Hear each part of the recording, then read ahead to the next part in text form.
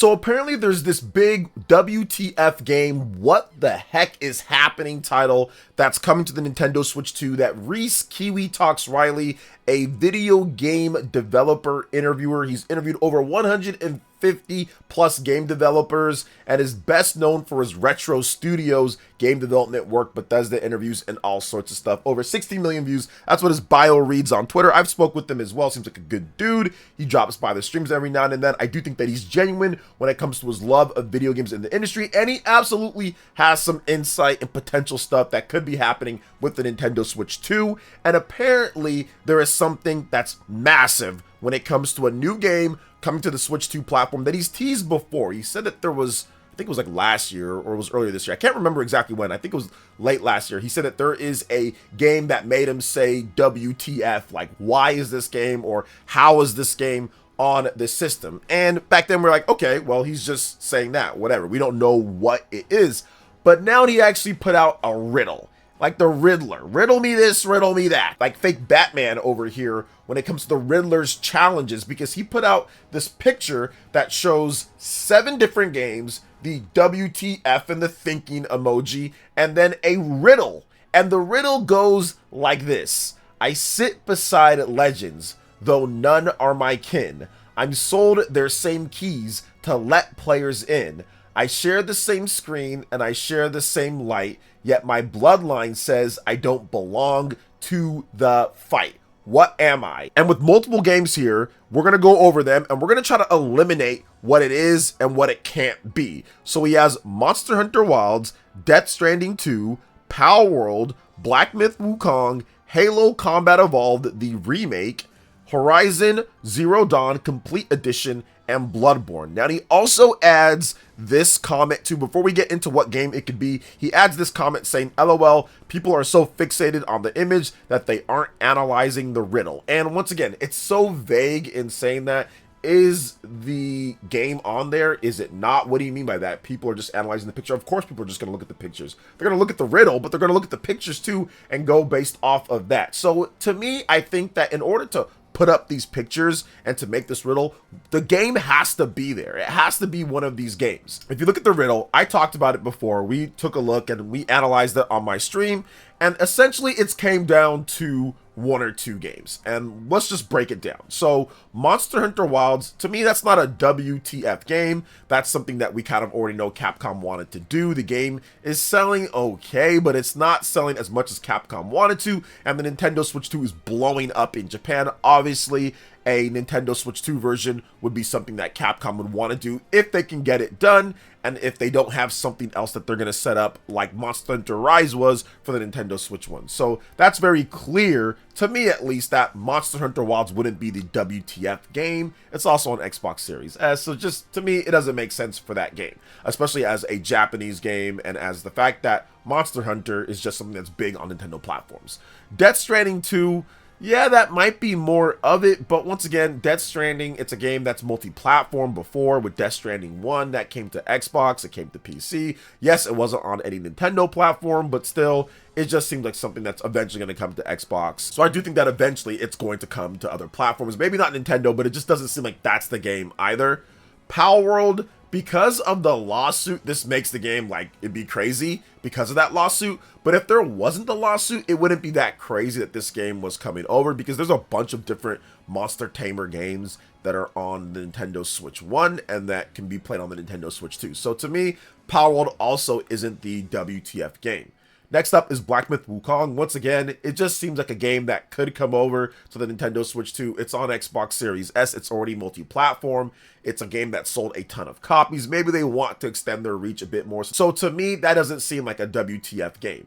And then you have Halo Combat Evolved. And Halo Combat Evolved, to me, that seems more like okay, that's a shocking game. But at the same time, Microsoft is already going multi-platform. They already have Fallout 4, they have Indiana Jones, they have multiple other games coming to the Nintendo Switch 2. So that doesn't seem like that's the craziest thing that they would bring Halo over. And there's been rumors and other stuff anyway.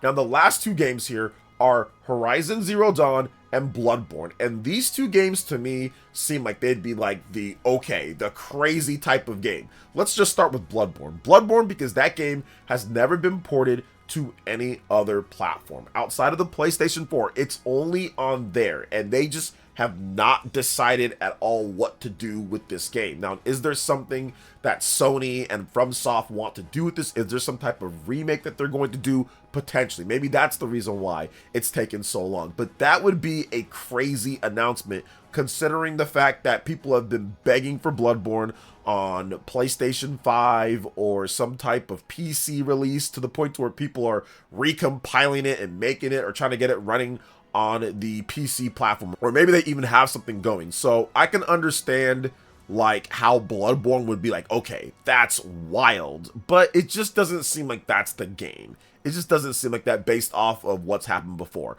Horizon Zero Dawn seems like the game would be like, okay, this would be serious, because one, it's a major big PlayStation game. This would be the first time that a major established PlayStation IP that's a single player game, one of their tentpole games, comes over to a competing platform, a competing console. They've had it on PC, and that makes complete sense. We've seen Horizon Zero Dawn on PC, we've seen God of War on PC, but we have not seen to the level of the big tentpole first-party games on PlayStation 4, PlayStation 5, come over to Xbox or to Nintendo. Now, there's been some other stuff. We have Helldivers 2, that's on Xbox, but that's a multiplayer game. That's definitely different from this right here. And yes, we also had some of the smaller stuff from the PlayStation Vita that was licensed out by Bandai Namco, like Freedom Wars and the golf game as well. So there is that, but there's nothing like Horizon on other consoles. There's nothing like that. That's to the level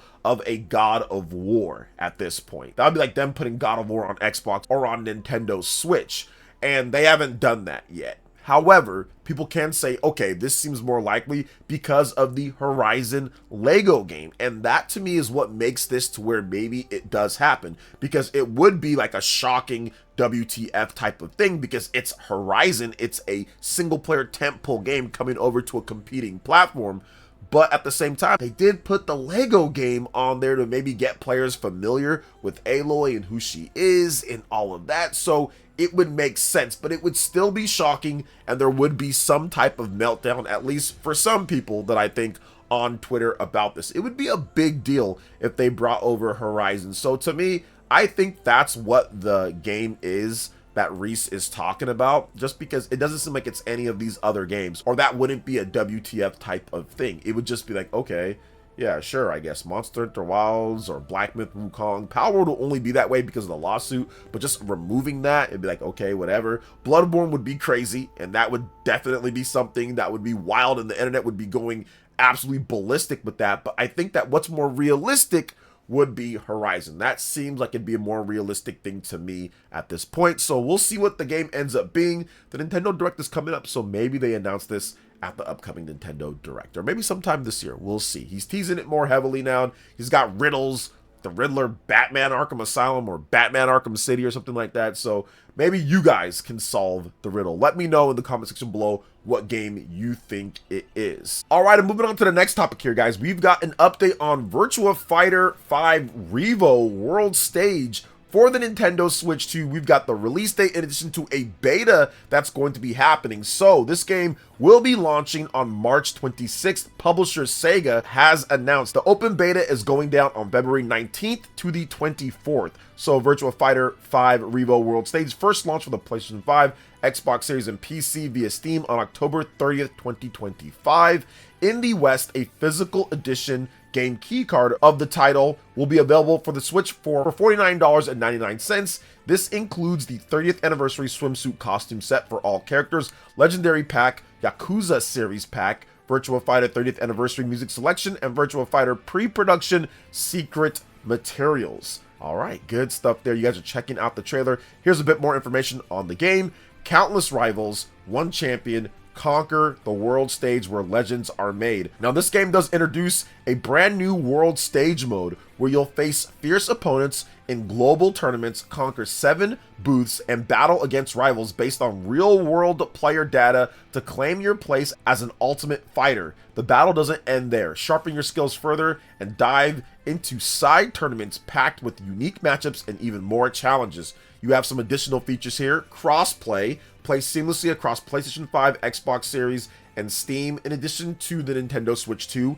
now with the rollback netcode as well, plus improved training tools, new ways to practice and master your favorite fighters. So the trailer's there, anywhere that you want, anytime. Virtua Fighter is there for you to be able to play. And yeah, this is definitely a good thing. You want to see rollback netcode being able to be used seamlessly with crossplay against the other systems. That's a positive and that's a benefit for other games that are going to be doing the same thing on Nintendo's network. So definitely good to see with that. And the game looks like it's going to be really good. People played it last year. It was great. Now the Switch 2 version's coming in. I think that can provide a little bit of a boost to the game, a little bit more of a player count, get more matches in. So absolutely good all around for this. And it's March 26th. We've got a nice little first few months for the Nintendo Switch 2 when it comes to different games. So what do you guys think about this version of the game? Do you plan on picking it up on the Switch 2?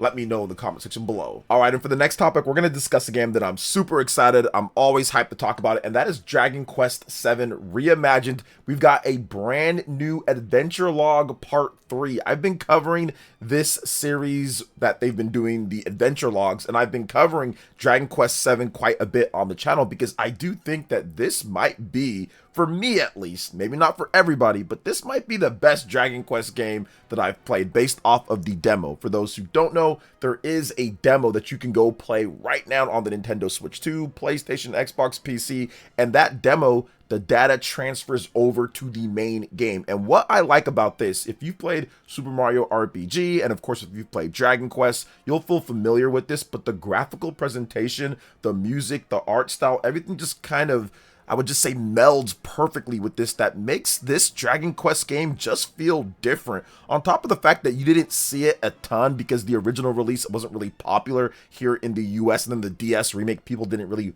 play that too much. There was definitely fans that bought it, but it wasn't really hyped. But it feels like this is like the true release of the game for me, at least. So we've got this brand new Adventure Log Part 3, and it does introduce new and improved vocational experiences, which is always good to see. So Square Enix released a new trailer for Dragon Quest VII Reimagined, dubbed Adventure Log Part 3, which introduces the game's new and improved vocational experiences. Dragon Quest VII Reimagined is due out for PlayStation 5, Xbox Series, Nintendo Switch 2, Nintendo Switch 1, and PC via Steam and the Microsoft Store worldwide February 5th. There is a demo, like I said, that's available. And about this game is that if you get the digital deluxe edition, I think there's going to be about 2 days or so early access. So you might be able to access it on February 3rd, but look up more information on that. But right now, this is actually the top selling game on the Nintendo Switch 2 eShop. It has overtaken Final Fantasy VII Remake Intergrade, but you also have to remember that the eShop now works on overall revenue. It's not based off of units sold. And what they did is that they did that in order to make sure that a lot of the slop games that just discount themselves down to $1 don't just automatically shoot up to the top of the charts, kind of making slop or making just bad games somehow get to the top of the eShop charts to where people see that more. So now you're seeing the games that people are really excited about and people are looking forward to. Those games are often in the top 20 to 30 and 100 on the Nintendo Switch 1 eShop. But with this game, Dragon Quest VII Reimagined on the Nintendo Switch 2, it jumping all the way up even just in pre-orders right now is a good thing. I've always advocated for really cool Square Enix RPGs to be made with Nintendo Switch 2 now in mind, and I think that Dragon Quest is one of those games. I think that they really wanted to optimize, and they made sure that it was on the Nintendo Switch 1, because this game is not coming out on PlayStation 4, it's not coming out on Xbox One, but it's coming out on the Nintendo Switch 1. So once again, that massive audience of RPG fans, especially Japanese gamers, still playing their Switch 1, and people around the world are too. But this to me just fits right in line with what would be great to play anywhere that you want, on the go or at home, and seamlessly between the two, because I maxed out the demo. That's how good I think it is. I'm not trying to hype it up too much to the point where you guys think it's like the greatest RPG of all time, but I think that it just works for what it's trying to do. It doesn't feel like it's too small, like an indie type of RPG, but it doesn't feel like it's too big to where it's going to take forever when it comes to just getting into the game and everything that's in there. The maps feel proportionate, the gameplay feels smooth, the vocations and the combat and the magic, everything just kind of really blends together really well. So I'm really enjoying it, or more like I enjoyed it, and I'm going to enjoy it more because I maxed out everything in the demo, and I'm going to enjoy it a lot more when the game actually comes out. So what do you guys think about Dragon Quest VII Reimagined and this new trailer here? Let me know in the comment section below. All right, guys, that wraps it up for this video here. Thank you so much for watching. I do appreciate it. Please make sure you hit that like button, subscribe if you're someone new, click that notification bell, and check out my other Nintendo Switch 2 RPG content and more right here on screen. Thanks for watching, and we'll catch you guys for the next one. Peace.